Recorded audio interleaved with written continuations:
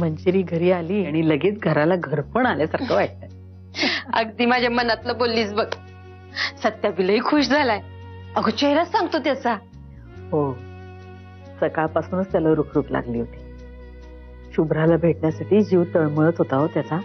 अगं त्यानं बी मनापासून आठवण काढली म्हणून मंजिरीला बी इथं यावंसं वाटलं. वहिने, मनाने घेतलं ना की समज सोपं होऊन जातं बघ. हो ना, आता माझ्या मनातली इच्छा पूर्ण होऊ देत. माझी नात आणि माझी सून दोघी घरी परत येऊ देत बाई. सत्यनारायण घाली मी थाटामाटात. होईल होईल, समज तुझ्या मनासारखं होईल. पण तू आधी गोळ्या घे भाऊ. अगं बाई, मी विसरलेच होते.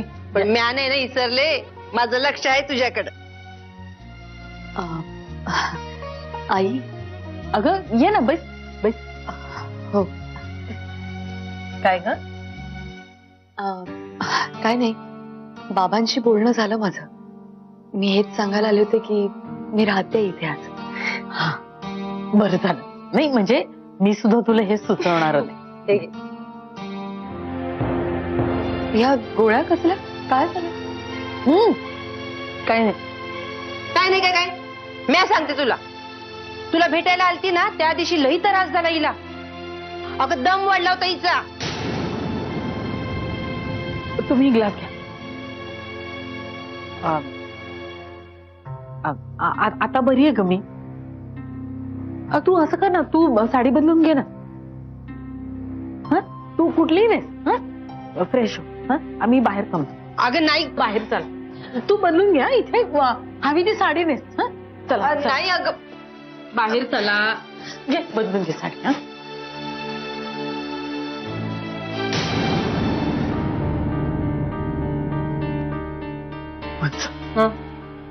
तुम्ही कशाला तिच्या कानावर घातलं? सत्याने आपल्याला सांगितलं होतं ना, असल्या गोष्टी तिला सांगू नका म्हणून. त्यात काय झालं? आता सत्याने सांगितलेलं समजा ऐकायच पाहिजे काय? अहो, पण तिला काय वाटेल? तिचा गैरसमज नको व्हायला मुद्दामून ऐकवणं म्हणून. काय बी गैरसमज होत नाही. आणि तिला बी काय हवं की घरच्यांना किती त्रास होतो त्यो. आणि बहिणी, अजून बी मी तिला या घरची सूनच मानते म्हणून मला सांगावंसं वाटलं. त्यात काय झालं? आणि हे बघ, लय विचार करू नकस.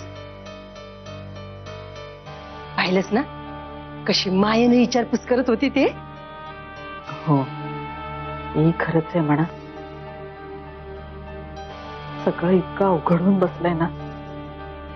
सगळी नाती अशी नाजूक वळणावर येऊन थांबलेली. वहिनी, अगं हे दिस सुद्धा सरतील.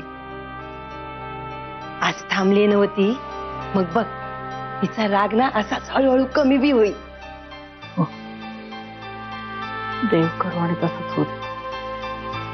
बरं खाऊ, स्वयंपाकघरात चला तर. मी ना मंजिरीच्या आवडीच्या वड्या बनवल्या. तिला आवडतात माझ्या हातच्या. त्याला ना टेस्ट करून बघा. पण माझं डाएट आता मरून येते डाएट. आजच्या दिवशी कसलं डाएट? चला. तो म्हणते म्हणून येते. काय गप्पा मारायचं? हो, केवढ्या गप्पा मारायचं? काय काहीच नाही, काही कारणच नाही ना. पण अरे तुम्ही, मी ऍक्च्युली तुम्हालाच भेटायला आले होते, पण शुभ्राला एकटीला बघितलं. अगं इट्स ओके, सॉरी. काय त्यात काकू असते तिची.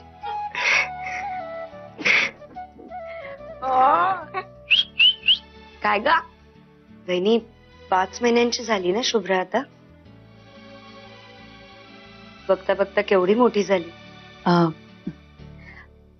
तू कशी आहेस? मी बरी आहे. गौरांग भाऊजी घरात नाही आहेत का?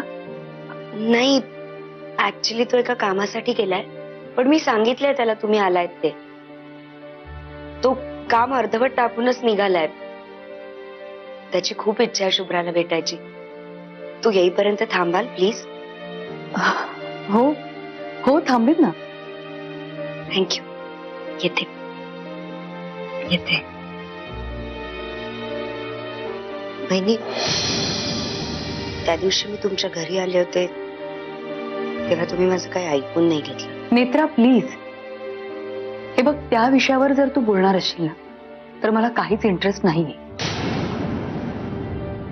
माझा आणि यांचा संसार, त्यात कोणामुळे आणि कसे कसे प्रॉब्लेम्स निर्माण झाले हा विषय माझ्यासाठी तरी मी बंद केलाय आता. आणि कसं आहे ना नेत्रा, बोलणारा बोलून जातो ग, पण त्याच्यामुळे काय त्रास होतो हे तुला नाही कळणार. वहिनी मला कळतंय, पण खरं काय ते. नेत्रा, मी म्हटलं ना, प्लीज. वहिनी प्लीज, तुम्ही समजताय तितके दादा या प्रकरणात दोषी नाहीयेत. मी त्या दिवशी तुम्हाला हेच सांगायचा प्रयत्न करत होते. एखाद्या माणसाची चुकीची कृती दिसते आपल्याला, पण त्याला ते सगळं करायला लावण्यामागे कोणीतरी असू शकतं हा विचारच करत नाही आपण. त्याच्या मागे खूप प्लॅनिंग असू शकतं. अगदी क्रूड भाषेतच सांगायचं तर हो, दादांचा पाय गेला खड्ड्यात, पण तो खड्डा जाणून बुजून खोदला गेला होता आणि दादांचे पाय त्याच्याकडे जाणून बुजून वळवले गेले होते. आणि मी या सगळ्या प्रकरणाची साक्षीदार. सत्यजित मुधोळकर सारख्या हुशार आणि कर्तबगार माणसाला कोणी आपल्या मनाप्रमाणे वळवू शकतं यावर माझा विश्वासच बसत नाही. वहिनी, कारण तुम्ही आतापर्यंत जगातला फक्त चांगुलपणा बघितलात. मी ज्या गटारातून आलीये ना, तिथे बहुतांश वेळेला माणसातलं जनावरच दिसतं. येते मी.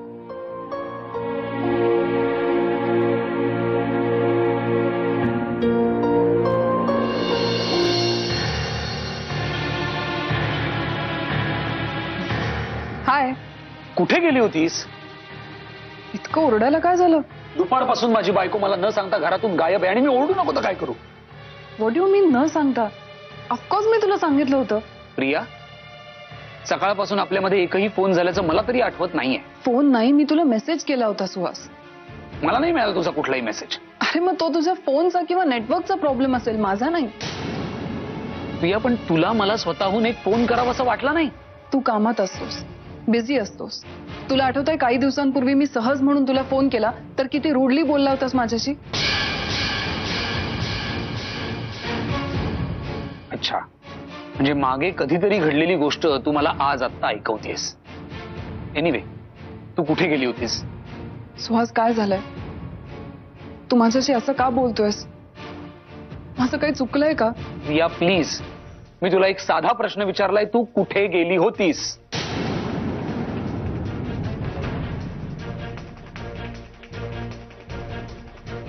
कोल्हापूरला मावशीकडे.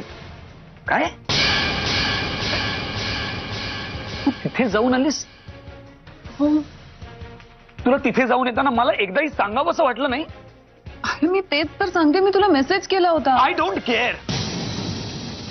अरे पुण्यातल्या पुण्यामध्ये जाताना सुद्धा आपण एकमेकांना सांगून जातो, आणि तू कोल्हापूरला जाऊन आलीस. तू मला प्रिया, आणि काय मेसेज केला होतास? मला तो मिळालेला नाहीये. म्हणजे तुला काय म्हणायचंय सुहास? तुला चांगलंच कळतंय प्रिया. अच्छा, म्हणजे तू संशय घेतोयस माझ्यावर. सुहास, तुला असं वाटतंय की तुझी नजर चुकवून मी सत्यजितला. शी, लाज वाटते मला. मला स्वतःलाच स्वतःची लाज वाटते. पण चूक तुझी नाहीये सुहास. तू तुझ्या जागी बरोबरच आहेस. एका सामान्य नवऱ्यासारखा विचार करतोयस. चुकले मी. तुझ्यासारख्या सामान्य माणसाला मी माझ्या मनात देव म्हणून बसवलं आणि स्वतःला सतत समजवत राहिले. ज्या गोष्टी सामान्य माणसांना दिसत नाहीत, उमजत नाहीत, त्या देवाला कळतात, न सांगताही कळतात. तो आपल्या मनातलं सगळं ओळखू शकतो. आपण त्याच्यासमोर काही गॉड, ही स्वतःची केवढी मोठी फसवणूक करून घेतली. या मला तू सुहास, काही बोलू नकोस. तुला जे बोलायचं होतं ना ते बोलून झालंय आणि हेच आपल्या रिलेशनशिप मधलं सत्य आहे. सुहास, मी दिवसातला प्रत्येक क्षण मूर्खासारखं माझं सुहास काय करत असेल? माझ्या सुहासला माझी आठवण तर येत असेल ना? माझ्या सुहासनी नीट खाल्लं असेल का? त्याला कामाचं प्रेशर तर येत नसेल ना? हे फालतू विचार करण्यात घालवते. आणि माझ्या सुहासला तर संशय असतो की आपली पाठ फिरल्यावर आपली फडतूस बायको त्या सत्यजितच्या गळ्यात जाऊन तर पडत नाहीये ना? प्रिया, मला असं अजिबात म्हणायचं. तरी बरं, तरी बरं सत्यजितनी इथे येऊन स्वतःच्या तोंडाने कबूल केलं की आमच्यात तसं काहीही नव्हतं. निदान माझ्या बाजूने तर नव्हतं. Thank you so much Suhas. या घरात आपल्या संसारात माझी काय लायकी आहे ना ते दाखवून दिल्याबद्दल खूप खूप धन्यवाद. प्रिया, प्रिया माझं ऐकून घे. प्रिया,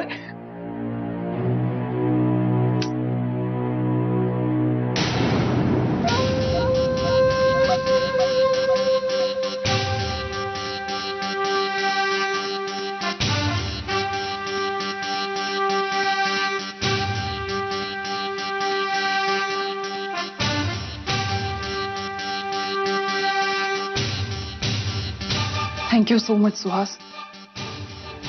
या घरातली आपल्या संसारातली जागा मला दाखवून दिल्याबद्दल खूप खूप धन्यवाद.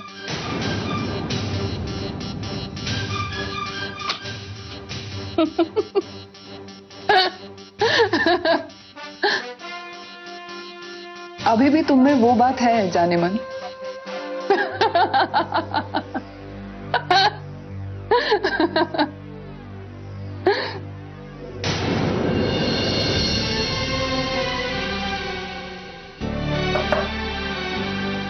बहिणी, आत येऊ?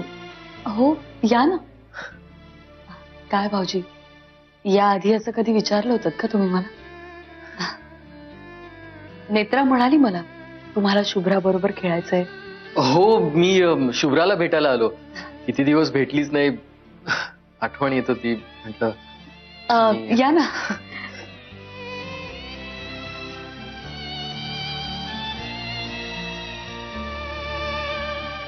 ए पिल्लू, तू काय करतेस? मला ओळखलं का? मी काका आहे, गौरांग काका. मला वाटलं तू मला विसरलीस. अशी कशी विसरेल ती काकाला? भाऊजी, या घरातल्या प्रत्येक माणसाबद्दल तिला तितकंच प्रेम असेल जितकं तिला तिच्या आजोळच्यांबद्दल आहे. मी या घरातल्या कोणापासून तोडलं नाहीये तिला. म्हणूनच आला तिथे. भाऊजी, तुम्ही सुद्धा तिला भेटायला तिकडे येऊ शकला असता. तुम्हाला तिथे यायला कधीच बंदी नव्हती आणि नाहीये. अरे जाऊ दे ना, आपण पण भेटल्यावर काय बोलतोय. खर तर मला तुमचं अभिनंदन करायचं होतं. तुम्ही पण आता बाळाचे बाबा होणार आहात. ऍक्च्युली मी हे आधीच करायला हवं होतं, पण आपली भेट नाही होऊ शकली. बहिणी, अभिनंदन तुम्ही फोनवर पण करू शकला असता. त्यासाठी भेटायची काय गरज? नाही, तेवढं लक्षात नाही आलं माझ्या. बहिणी, तुम्ही खूप रागवलात ना? तुमच्यावर? नाहीतर. खरं सांगू वहिनी, तुम्ही गेल्यापासून खूप एकटं फील करतोय. कित्येक रात्र नीट झोपच नाही आली. वहिनी, मी ही गोष्ट विसरू शकत नाही की तुमचा संसार नेत्रामुळे उद्ध्वस्त झालाय. नाही, मला माहितीये की तुम्ही नेत्राला कधीच नाही माफ करू शकणार, पण जाऊ देत ना भाऊजी. आपण कशाला या विषयावर बोलतोय? बोलून काही निष्पन्न नाही होणार. आणि मी ना या सगळ्याच्या पलीकडे गेली. माझा राग तर त्या माणसावर आहे ज्याच्यामुळे हे सगळं घडलं. नेत्रा काय, ती फक्त निमित्त होती या सगळ्यात. जाऊ दे. काळजी घ्या.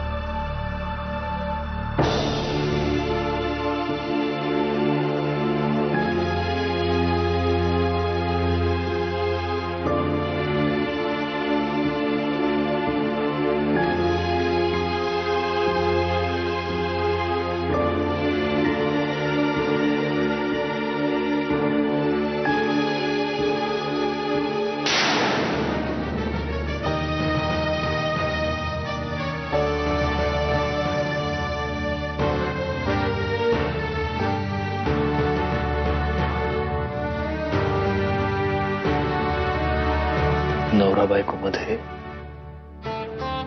भांडणं होतात मंजिरी, खूप भांडणं होतात. पण असं कुठलंच भांडण नाहीये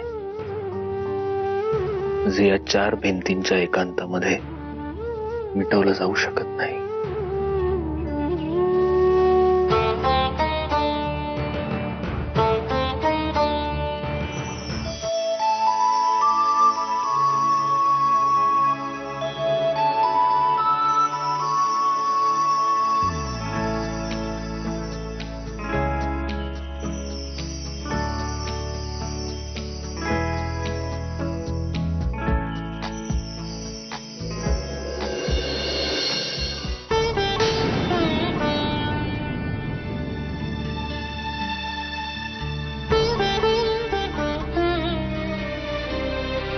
सत्यजित प्लीज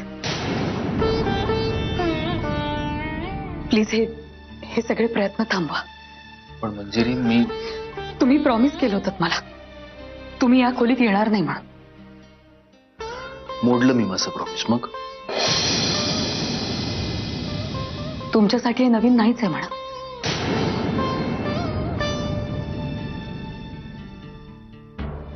तुम्ही म्हणता या 4 भिंतींच्या एकांतात नवरा बायको मधली भांडणं मिटतात. याच 4 भिंतींमध्ये माझं जग बनवलं होतं मी. या 4 भिंतींमध्ये दिवसभर वाट पाहत बसायचे मी तुमची. इथल्या प्रत्येक भिंतीवर स्वप्न लिहिली आहेत मी. तुमची वाट पाहण्यात अख्खा दिवस गुंगीत निघून जायचा माझा. पण खरंच गुंगीत होते मी.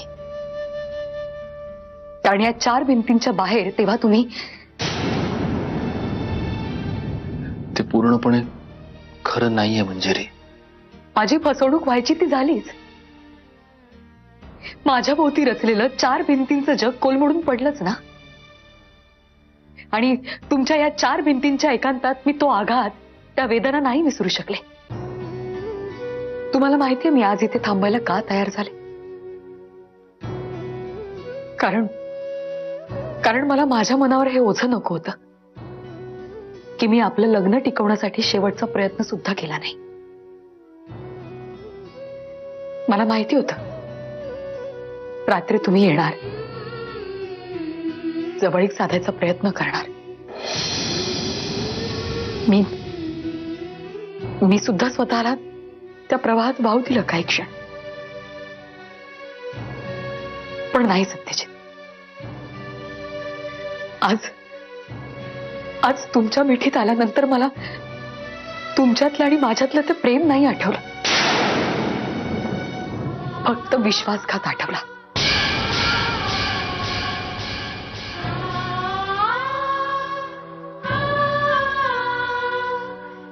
आज मला खऱ्या अर्थानं जाणीव झाली की मी मुळापासून उद्ध्वस्त झाले. तुम्ही माझ्यावर प्रेमाचा कितीही वर्षाव केला तरी मी कोरडीच राहणार.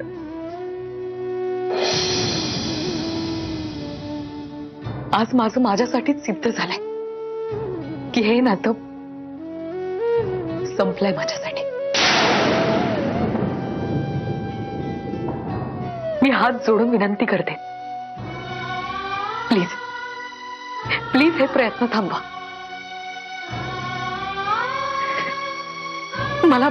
मला स्वतःलाही त्रास करून घ्यायचा नाही आणि तुम्हालाही द्यायचा नाही.